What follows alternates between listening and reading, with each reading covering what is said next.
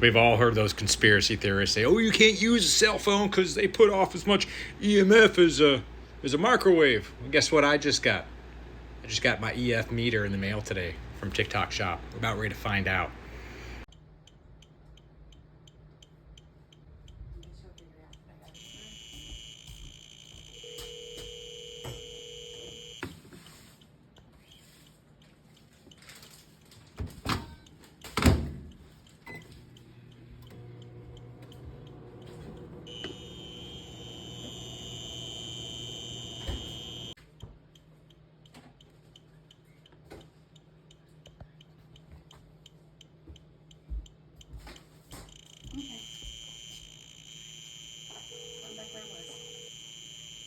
Well, apparently they're right.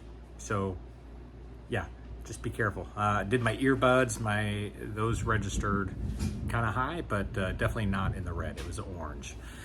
So, yeah, when your phone's ringing, it's putting off a ton of EMF. And I did do a link, so if you want to pick one of these up and use it around your own house to check out what the frequencies look like, especially in your bedroom, go for it. Check it out.